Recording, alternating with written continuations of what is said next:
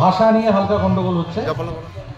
তো আসলে ভাষার কিন্তু না কোনো সীমা হয় না, তাই আমি এখন হিন্দি থেকে একটা প্রবচন ধার নিচ্ছি। সেটা হচ্ছে शादी का लड्डू जो खाया वो तो पछताया और जो नहीं खाया वो भी ইত্যাদি ইত্যাদি, বাকিটা আপনারা জানেন।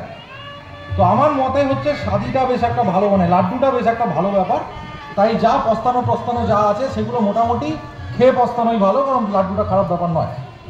তো সুতরাং হ্যাঁ, ঠিকই ধরেছেন, এখন মোটামুটি আমরা যেটা নিয়ে নৃত্য পরিবেশনা হতে চলেছে সেটা হচ্ছে বিয়ে।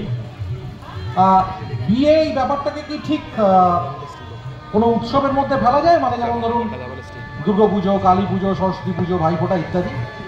আমার মতো অবশ্যই যায়। তার কারণ হলো বিয়ে একটা বাঙালির চিরন্তন উৎসবের মধ্যেই পড়ে। কারণ বিয়ে তো শুধুমাত্র সেই বিয়ের দিনটা নয়, বিয়ের যে অনুষ্ঠানটা সেটা কিন্তু শুরু হয়ে যায় সেদিন থেকে যেদিন পাকা দেখা শুরু হয় বা সম্পন্ন হয়। তারপরে আশীর্বাদ, বিয়ে, ভুড়িভোজ, বিদায়, বৌভাত, তারপরে আবার ভুড়িভোজ, এসব তো মোটামুটি চলতেই থাকে। তো সুতরাং বিয়ে কিন্তু আমাদের জীবনের সঙ্গে, আমাদের বাংলা জীবনের সঙ্গে অঙ্গাঙ্গিভাবে জড়িত।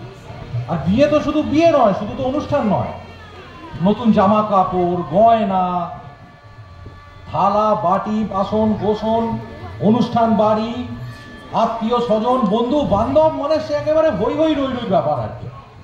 এবং বিয়েটা হচ্ছে দুটি পরিবারের চিরমিলন। তো সুতরাং আজকে আমরা এখন এই চিরমিলনকে উদযাপন করব আপনাদের সামনে।